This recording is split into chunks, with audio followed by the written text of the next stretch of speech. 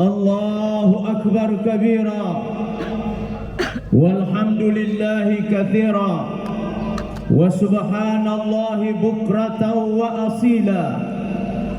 La ilaha illallah, Allahu akbar, Allahu akbar walillahil hamd. Alhamdulillahilladzi istafa li hajjihi ibada wajtaba lahum biqurbihi mawasima wa a'yada wa watta'a lahum ala firashi karamatihi mihada wa saqa qulubahum min sahaibi rahmatihi widada. Ashhadu an la ilaha illallah wahdahu la syarika lah, syahadatan man syahidaha faqad adina lahu ar-rahman wa qala sawaba. Wa ashhadu anna sayyidana wa nabiyyana Muhammadan abduhu wa rasuluh, sayyidul khalqi syuyukhan wa kuhulan wa syababa. Allahumma salli wa sallim ala sayyidina Muhammadin wa ala alihi wa ashabihi ajma'in wa man tabi'ahum bi ihsanin ila yaumiddin. Thumma amma ba'd. Qala Allah subhanahu wa ta'ala fi kitabihil karim, a'udzu billahi minasy syaithanir rajim. Al-hajju ashhurun ma'lumat, faman farada fihinna al-hajja فلا رفث ولا فسوق ولا جدال في الحج وما تفعلوا من خير يعلمه الله وتزودوا فإن خير الزاد التقوى واتقون يا أولي الألباب. معاشر المسلمين والمسلمات, jamaah salat Idul Adha yang dirahmati, dimuliakan oleh Allah Subhanahu wa taala. Kita bersyukur alhamdulillah, tiada kata yang paling pantas terucap saat ini selain dari syukur kepada Allah Subhanahu wa taala. Allah yang mencurahkan selaksa kenikmatan yang tak terhingga, bahwa pada hari ini kita masih diperkenankan merayakan hari raya Idul Adha, hari raya terbesar bagi umat Islam di seluruh dunia. Setelah 2 bulan sebelumnya kita merayakan hari raya Idul Fitri atau hari raya fitrah. Hari ini kalimat-kalimat takbir, tahlil dan tahmid kembali memenuhi angkasa raya, dikumandangkan oleh lebih 1 miliar kaum muslimin di seluruh dunia.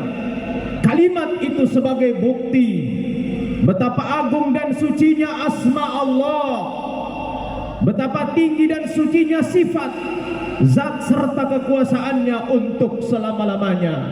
Allahu akbar, Allahu akbar, Allahu akbar walillahil hamd.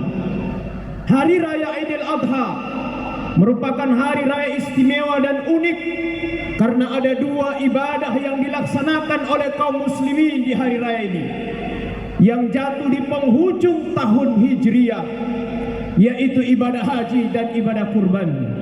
Kedua-duanya disebut oleh Al-Quran sebagai syiar agama Allah, yang menghidupkan syiar ini dijamin oleh Allah dengan ketakwaan dirinya. Dzalika wa may yu'azzim sya'airallah fa innaha min taqwal qulub. Demikianlah perintah Allah, dan barang siapa yang agungkan syiar-syiar Allah, maka sesungguhnya itu lahir dari ketakwaan dirinya. Kata kurban dari bahasa Arab berasal dari qaruba, yang artinya dekat.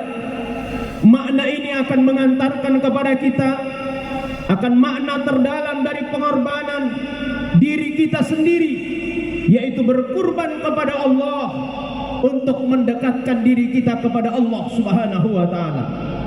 Sejarah kurban itu sendiri sering dikaitkan dengan sejarah pengorbanan Nabiullah Ibrahim alaihissalam dan keluarganya.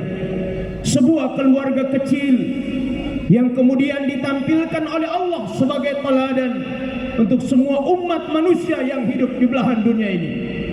Sejarah dunia mencatat bahwa pengorbanan yang dilakukan oleh Nabiullah Ibrahim beserta keluarganya adalah sebuah pengorbanan yang tidak pernah ada sebelum bahkan sesudah kehidupan beliau. Seorang nabi yang diuji oleh Allah dengan ujian yang maha dahsyat, seorang nabi yang diuji oleh Allah keimanannya dengan ujian yang maha besar. Tapi sesungguhnya di balik ujian dan di balik apa yang Allah datangkan pada diri beliau dan keluarganya, di sanalah ilustrasi kehidupan masa kini bagi kita yang hidup di zaman modern ini. Kaum muslimin yang sama dirahmati dimuliakan oleh Allah Subhanahu wa taala. Maka untuk memahami kembali hikmah yang terdalam dari setiap detik kehidupan dan pengorbanan Nabiullah Ibrahim alaihi salam dan keluarganya, mari bersama-sama secara singkat pagi hari ini kita kembali memaknai, kita membaca kepribadian ketiga tokoh sebagai pelakon utama perjuangan dan pengorbanan di tahun ini.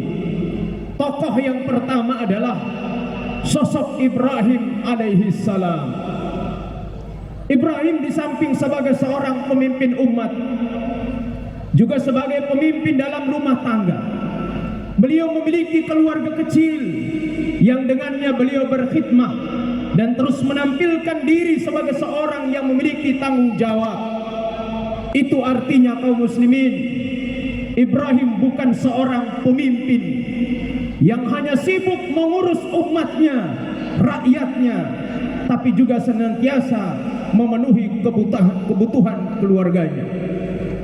Berbeda dengan kepala keluarga hari ini dalam analogi modern zaman hari ini, yang terkadang memiliki tugas di luar rumah, yang dengan tugas itu dia melupakan tanggung jawab sebagai kepala keluarga.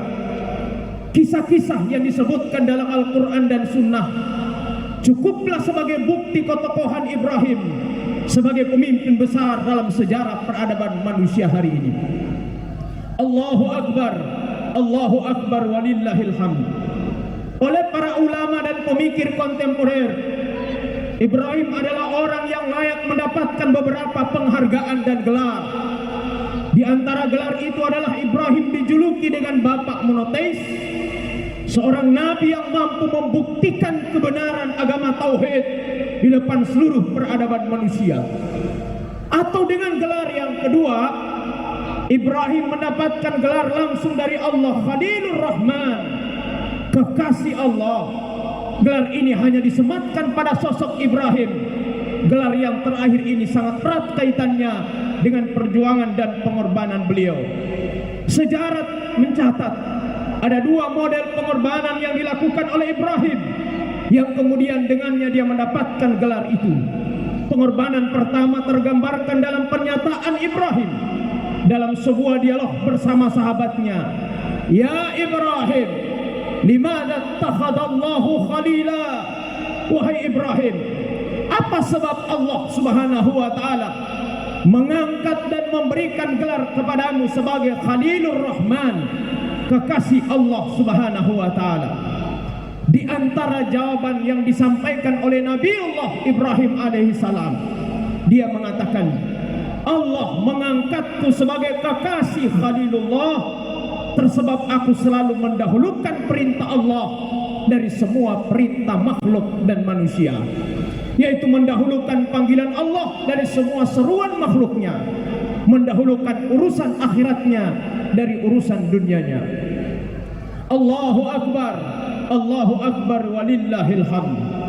Sikap Ibrahim inilah yang merupakan sifat yang seharusnya dimiliki oleh kaum muslimin saat ini.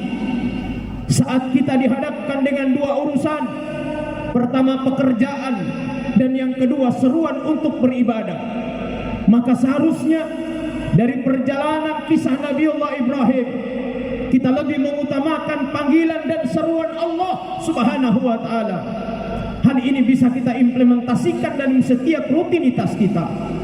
Seorang petani misalnya, ketika berada di sawah atau ladangnya, seharusnya berhenti dan istirahat sejenak saat ada panggilan azan yang berkumandang. Begitu juga seorang pekerja kantoran dan lain sebagainya. Panggilan azan yang pun dimulai dengan Allahu Akbar menandakan bahwa seruan Allah yang lebih besar dari pekerjaan kita. Seruan Allah lebih besar dari tupoksi kita. Seruan Allah lebih besar dari pekerjaan dan rutinitas kita. Cerdasnya masyarakat kita Provinsi Gorontalo dalam prinsip adat bersenikan syarak, syarak bersenikan kitabullah oleh para leluhur. Kita dimotivasi dan gubahan syair mereka dalam konteks ini. Indua poopatata hutamola obalata, poopatata indua hutamola odutua, wakutu lohori matotalu ito mamo malalu, ngaamila kalaja tabo ngapo ito motabiapo. Pengorbanan yang kedua kaum muslimin yang menjadikan Ibrahim diangkat oleh Allah sebagai kekasihnya adalah kemampuan Ibrahim alaihissalam mengijabahi perintah Allah subhanahu wa ta'ala melalui ujian untuk menyembelih anak satu-satunya. Allahu Akbar, Allahu Akbar, Allahu Akbar, Allahu Akbar walillahil hamd. Kaum muslimin yang sama dirahmati, dimuliakan oleh Allah subhanahu wa ta'ala, tidak sekedar dia berkorban dengan cara yang Allah datangkan sendiri, tapi yang ketiga juga yang tidak kalah menariknya dari pengorbanan Ibrahim alaihissalam adalah pengorbanan beliau untuk menghidupi keluarganya. Sekalipun kehidupan beliau serba pas-pasan, tapi beliau tidak pernah membiarkan istri dan anaknya hidup dalam kemelaratan. Beliau berusaha keluar rumah untuk mencari penghidupan melalui usaha yang halal, sambil beliau berdoa kepada Allah subhanahu wa ta'ala. Rabbana inni askantu min dzurriyyati biwadin ghairi dzi zar'in inda baitikal muharram. Rabbana liyuqimus shalah faj'al af'idatan minan nas tahwi ilaihim warzuqhum minats thamarati la'allahum yashkurun. Ya Allah, saat Ibrahim meninggalkan keluarganya dan berusaha di tempat yang lain, saat itu dia berdoa untuk keluarganya. Ya Allah, sesungguhnya aku telah menempatkan keturunanku di lembah yang tidak mempunyai tanaman-tanaman di dekat rumah angkat Baitullah. Ya Tuhan kami, yang demikian itu agar mereka mendirikan sholat, maka jadikanlah hati sebagian manusia cenderung kepada mereka, dan berilah rizki kepada mereka berupa buah-buahan. Semoga mereka termasuk golongan hamba-Mu yang bersyukur. Kaum muslimin yang dirahmati Allah subhanahu wa ta'ala, sikap Ibrahim inilah yang seharusnya menjadi teladan untuk kita para suami yang memiliki tanggung jawab pada keluarga. Tidak halal bagi suami yang hanya duduk-duduk di rumah sementara dia punya kemampuan untuk bekerja. Atau tidak bijak dari seorang suami yang membebankan kebutuhan keluarganya pada keluarga orang lain. Lihatlah sosok Ibrahim alaihissalam, tidak sebagai seorang pemimpin umat, tapi dia tidak pernah melupakan tanggung jawab dia untuk keluarganya, untuk istri dan anak-anaknya.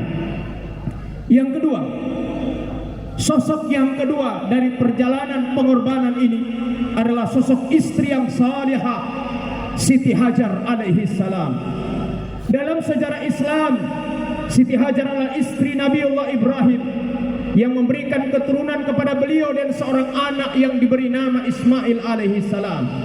Sosok yang satu ini adalah seorang perempuan sederhana yang menggoreskan kehidupan dan pengorbanannya berharga untuk kemajuan kehidupan umat manusia.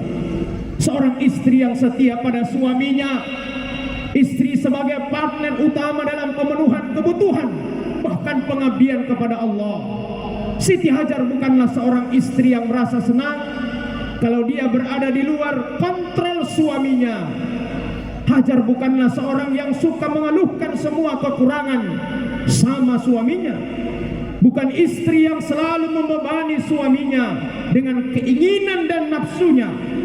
Siti Hajar bukanlah seorang istri yang tidak mampu membedakan mana kebutuhan dan keinginan, dan bukanlah seorang istri yang selalu memeras duit suaminya sebagaimana hal ini terjadi di zaman kita modern. Siti Hajar dalam drama kehidupan ini ditampilkan oleh Allah Subhanahu wa taala sebagai seorang istri yang ideal, contoh untuk semua para istri masa ini. Keteguhan, kesabaran Siti Hajar mendampingi sosok Ibrahim alaihissalam terlihat dalam penggalan sejarah saat Ibrahim mengusulkan dan menempatkan Hajar dan anaknya di lembah yang gersang. Hajar menerima keputusan Ibrahim alaihissalam. Saat itu kaum muslimin, Ibrahim sebagai suami berusaha mencari penghidupan di tempat yang lain. Saat Ibrahim tinggalkan istrinya di tempat gersang itu, ternyata sang istri memanfaatkan kondisi saat itu untuk mencari kehidupan yang layak, yang usaha itu disimbolkan dengan bukit suci, bukit Safa dan Marwah. Dia berputar, Siti Hajar berputar, Siti Hajar bolak-balik melakukan sa'i antara Safa dan Marwah sebagai sebuah tafsir simbolik dari gerakan merubah nasib, mendapatkan air kehidupan yang disebut dengan air Zam-Zam. Sungguh usaha sang istri yang luar biasa, yang tidak sekedar memberikan tanggung jawab kehidupan kepada suaminya, tapi beliau melakukan gerakan sa'i, gerakan merubah nasib untuk kepentingan keluarga dan anak-anaknya. Allahu Akbar walillahil hamd. Sosok yang terakhir dari pengorbanan ini adalah sosok seorang anak yang dalam sejarah disebut dengan Ismail alaihissalam. Ismail di samping sebagai seorang anak dari Ibrahim alaihissalam, juga sebagai seorang nabi yang melanjutkan perjuangan ayahnya. Ismail dalam sejarah kurban ditampilkan sebagai sosok anak yang memiliki jiwa pemberi, jiwa yang selalu berani dan membuktikan kemampuannya menerima keputusan Allah, tunduk selalu atas perintah ayahnya, dan seorang yang memiliki jiwa perasa yang paling tinggi. Ketinggian jiwa Ismail dilukiskan oleh Al-Quran saat Ibrahim akan menyembelihnya dalam sejarah pengorbanan ini. Dia berusaha menenangkan dan meyakinkan orang tuanya, bapaknya Ibrahim, sebagaimana dalam ayat yang dilukiskan oleh Allah dalam Al-Quran. Falamma balagha ma'ahu sa'i qala ya bunayya inni ara fil manam anni adbahuk fandur madza tara qala ya abati if'al ma tu'mar satajiduni insyaallahu minas sabirin. Ismail yang mendengarkan arahan bapaknya yang sebentar lagi akan disembelih, tidak merontak, tidak konflik dengan ayahnya. Malah saat itu dia berucap, maka tak kala anak itu sampai pada umur yang sanggup berusaha bersama Ibrahim. Ibrahim berkata, hai anakku, sesungguhnya aku melihat dalam mimpi bahwa aku menyembelihmu, maka fikirkanlah apa pendapatmu. Ismail menjawab saat itu kaum muslimin, hai bapakku yang kusayang, kerjakanlah apa yang diperintahkan oleh Allah kepadamu. Insya Allah kamu akan mendapatiku termasuk orang-orang yang sabar. Quran surat As-Saffat ayat 102. Di umur yang relatif kecil seperti ini, sosok Ismail alaihissalam sudah mampu menyeimbangkan pemikiran ayahnya, bahkan menantang ayahnya kalau hal ini digagalkan. Bentuk psikologi seperti ini kita tidak pernah temukan pada anak-anak seumuran dengan beliau di zaman ini. Maka pertanyaannya selanjutnya kaum muslimin, kenapa anak yang kecil seperti itu sudah mampu dan berani layaknya sebagai orang dewasa yang mampu memberikan solusi terbaik pada ayahnya? Semua itu terjadi disebabkan karena Ismail adalah anak yang saleh, yang hidup dengan dasar-dasar dan prinsip keimanan yang kuat di keluarga Ibrahim. Modal keimanan inilah yang menjadi basis kehidupannya, yang kemudian Allah mengangkat beliau sebagai seorang nabi. Maka bagaimana dengan anak-anak kita saat ini kaum muslimin? Yang kita saksikan saat ini adalah kebalikan dari semua itu. Hari ini generasi-generasi kita, anak-anak kita lebih banyak melakukan hal yang bertentangan dengan norma, bertentangan dengan akhlak dan akidah Islamiyah yang benar, yang kadang bikin repot orang tua, bikin pusing pemerintah, dan memalukan seluruh keluarga. Hal itu terjadi karena keimanan sudah mulai hilang dalam kehidupan generasi muda kita hari ini, ditambah dengan hilangnya kontrol orang tua pada anak-anak dengan alasan bahwa anak sudah dewasa dan seterusnya. Nah, kalau ini terus terjadi, akan seperti apakah model generasi masa depan yang hidup sesudah kita? Di manakah sosok Ismail modern hari ini? Di manakah sosok Ismail yang saleh di antara keluarga kita? Padahal cukup sudah kiranya aturan dibuat, regulasi dibuat oleh pemerintah, dan kemudian disampaikan ke seluruh lapisan masyarakat, tapi tidak ada yang bisa memastikan, tidak ada yang bisa menjamin kebaikan generasi kita, kecuali kebaikan itu dimulai dari keluarga, dimulai dari bapak, dimulai dari ibu yang saleh, yang kemudian diikut oleh generasi dan anak-anak kita.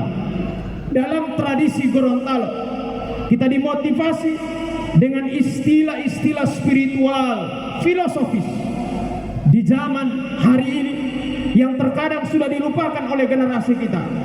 Di Gorontalo, bagi para remaja putri, selalu orang tua memberikan isyarat tanda bahasa disebut dengan ta'dulahu, yang berasal dari kata dulahu yang artinya siang. Maknanya yaitu para remaja yang hanya keluar rumah di waktu siang. Hari ini kita di Gorontalo susah, bahkan sedikit menemukan yang disebut dengan ta'dulahu, atau hampir-hampir hilang dalam kehidupan kita. Yang kita temukan bukan lagi ta'dulahu, tapi ta'hui atau mengohuya ulahu. Kaum muslimin yang sama dirahmati, dimuliakan oleh Allah Subhanahu wa ta'ala. Dari ketiga sosok yang telah diceritakan di atas, kiranya ada pelajaran yang berharga untuk kita hidup saat ini. Sekaligus kita mengukur dan mempertanyakan sejauh mana kualitas keimanan kita, baik sebagai suami seperti Ibrahim, sebagai istri seperti Hajar, dan sebagai anak seperti Ismail. Jika kita sebagai suami, masihkah kita hari ini memposisikan istri kita sebagai orang yang harus dizalimi dari hak-haknya? Ataukah meninggalkan istri kita dalam keadaan melarat, sementara kita bersenang-senang dengan wanita yang lain sebagaimana yang terinformasikan di dunia modern hari ini, dalam dunia kemaksiatan dan kezaliman? Sudah berapa kali kita berbohong pada istri kita karena suatu kepentingan? Berapa kali kita mencacinya? Berapa kali kita menghinanya? Dan berapa kali kita memukulnya? Berapa kali wahai suami? Berapa kali wahai suami? Di mana sosok Ibrahim dalam keluarga kita dan dalam generasi kita? Begitu juga kalau posisi kita sebagai istri, yang kita perlu pertanyakan, sudahkah kita berbakti kepada suami dengan penuh kejujuran seperti Siti Hajar alaihi salam? Ataukah senyuman kita di depan suami hari ini hanya sebagai polesan bibir untuk mendramatisir keadaan? Apa arti sebuah kesetiaan jika sang istri masih menyimpan cinta kasihnya dengan orang lain, sebagaimana hari ini yang terdata, terinformasikan melalui media-media sosial? Di mana janji pernikahan yang dulu pernah terucap di bibirmu wahai istri? Begitu juga, berapa kali kita berbohong pada suami wahai istri, hanya ingin menguasai harta dan kekayaannya? Berapa kali kita tidak memperhatikan kehidupannya? Berapa kali yang tahu bukan suami, yang tahu adalah sang istri? Allahu Akbar walillahil hamd. Yang ketiga, jika posisi kita sebagai anak, maka perlu juga kita mengevaluasi sejauh mana bakti anak pada kedua orang tuanya, sebagaimana bakti Ismail kepada Ibrahim alaihissalam. Mungkin kita bisa berhitung, sudah berapa kali kita melirik ibu kita dengan lirikan sinis dan sombong di hadapannya? Berapa sering kita berkata-kata kotor kepadanya, bahkan makian saat kita marah kepada kedua orang tua? Berapa kali kita membentak kepada ibu kita dengan dan seterusnya. Berapa sering kita mengusir sang ibu dari rumah kita? Berapa kali kita tidak pernah memperhatikan makanannya? Berapa kali wahai sang anak? Mungkin tak terhitung lagi. Begitu juga dengan seorang bapak yang ikhlas mengorbankan jiwa dan raganya untuk mencari nafkah, menghidupi keluarga, peras keringat banting tulang demi anak-anaknya. Tapi ternyata kadang jasa-jasa itu tidak pernah diakui oleh sang anak. Anak malah bangga dengan kedewasaannya, anak malah bangga dengan kepintarannya, bahkan dengan status gelar sosialnya. Allahu Akbar, Allahu Akbar, Allahu Akbar, walillahil hamd. Kaum muslimin yang sama dirahmati, dimuliakan oleh Allah Subhanahu wa taala. Oleh sebab itu, di penghujung khutbah ini, mari sama-sama kita bersimpu di hadapan Allah Subhanahu wa taala. Kita rayakan hari raya Idul Adha. Tidak sekedar kita mengingat para hujjaj yang hari ini berjuang di hadapan Allah, di depan Ka'batullah, tapi hari ini adalah momen kita bersama untuk mengingat kesalahan, kezaliman. Sebuah bangsa yang besar harus dibangun dari keluarga yang besar, dari suami yang saleh, dari istri yang salihah, dan dari generasi yang saleh-salehah. Kaum muslimin yang sama dirahmati, dimuliakan oleh Allah Subhanahu wa taala. Akhirnya, marilah di penghujung khutbah kita kali ini secara bersama-sama kita berdoa, bermunajat kepada Allah Subhanahu wa taala, memohon rahmat dan petunjuknya. Semoga kita digolongkan pada hambanya yang masih menjalankan perintahnya dan menghidupkan syiar-syiar agamanya. Bismillahirrahmanirrahim. Alhamdulillahi rabbil alamin. Hamdan yuwafi ni'mahu wa yukafi'u mazidah. Ya Rabbana lakal hamdu kama yanbaghi li jalali wajhikal karim wa azimi sultani. Allahumma salli ala sayyidina Muhammad wa ala alihi wa ashabihi ajma'in wa man tabi'ahum bi ihsanin ila yaumiddin. Allahumma ya Allah yang maha pemurah lagi maha penyayang, pagi hari ini ya Allah, saat semua hamba-Mu duduk tersimpu di hadapan-Mu dengan penuh kehusyuan dan ketawaduan, membesarkan asma-asma-Mu, membuang rasa malu karena dosa-dosa yang telah dilakukan, maka kami bermohon ya Allah, kami angkat tangan kami ya Allah, kami serahkan diri kami kepadamu ya Allah, kami akui kesalahan dan kezaliman kami ya Allah. Tidak ada harapan kami ya Allah kecuali Engkau mengampuni dosa-dosa kesalahan kami. Ampuni kezaliman kami ya Allah. Maafkan segala dosa yang selama ini kami lakukan, baik sengaja maupun tidak sengaja. Dosa kepada suami, dosa kepada istri, dosa kepada anak-anak, dosa kepada pemerintah, tetangga, sahabat-sahabat, dan teman-teman kami. Allahumma ya Allah yang maha pemurah lagi maha penyayang, kami sadar bahwa kami bukanlah hamba-hamba-Mu yang pantas mendapatkan ampunan-Mu. Kami adalah hamba-hamba yang senang melakukan dosa dan pelanggaran kepada-Mu ya Allah. Perlihatkan kepada kami ya Allah bahwa yang benar itu adalah benar adanya, dan beri kami kemampuan mengikuti kebenaran. Beri kemampuan kepada kami ya Allah melihat bahwa yang batil itu adalah batil adanya, dan beri kemampuan kami untuk menjauhi kebatilan. Allahumma ya Allah yang maha pengasih maha penyayang, pada hari ini kami pun berdoa kepada-Mu ya Allah. Allahumma dafa'na al-ghala wal waba wal fahsya wal munkar wasyada'ida wal mihan ma zahara minha wa ma batan min baladina hadha Gorontalo ya Allah wa sairil buldanil muslimina amma inna ka'ala kulli syai'in qadir. Ya Allah, kami berlindung kepada-Mu ya Allah. Kami mohon kepada-Mu ya Allah, dengan berkahnya doa para hujjaj, berkahnya doa orang-orang saleh, berkahnya doa para aulia, berkahnya doa kami semua yang berdoa kepada-Mu pagi hari ini ya Allah. Jauhkan negeri ini dari bala bencana ya Rabb. Jauhkan negeri kami ya Allah dari musibah. Jauhkan negeri kami ya Allah dari gempa bumi. Jauhkan kami ya Allah dari banjir. Kami berlindung kepadamu ya Allah dari musibah ujian yang kami sendiri tidak mampu menanggungnya. Birahmatika ya arhamar rahimin. Allahumma ya Allah, taqabbal minna du'aana innaka antas sami'ul alim wa tub alaina innaka antat tawwabur rahim. Ya Allah, Allahumma ja'al hajjana hajjan mabrura wa sa'yana sa'yan mashkura wa tijaratana tijaratan lan tabur. Ya Azizu ya Ghaffar ya Rabbal alamin. Ya Allah, jadikanlah haji umrah kami adalah haji yang mabrur, umrah yang mabrurah. Sa'i kami adalah sa'i yang masykur, yang kami syukuri dan engkau terima. Perjuangan kami pun berniat berjuang dan kemudian berangkat adalah perjuangan yang kau nilai sebagai pengabdian kepadamu.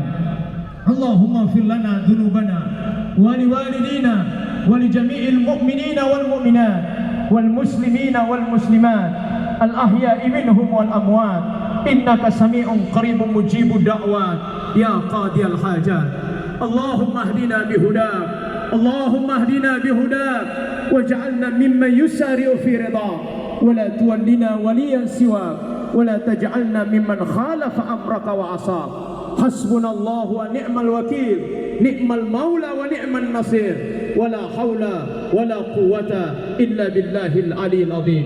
Rabbana zalamna anfusana wa illam taghfir lana wa tarhamna lanakunanna minal khasirin. Rabbana atina fid dunya hasanah wa fil akhirati hasanatan wa qina adzaban nar. Wa sallallahu ala sayyidina Muhammadin wa ala alihi wa sahbihi wa sallam. Subhana rabbika rabbil izzati amma yasifun wa salamun alal mursalin walhamdulillahi rabbil alamin. Sekian dan terima kasih. Insyaallah Allah golongkan kita pada hambanya yang berkah. Ja'alanallahu wa iyyakum ajmain minal maqbulin minal aidina wal faizin. Taqabbalallahu minna minkum. Assalamualaikum warahmatullahi wabarakatuh.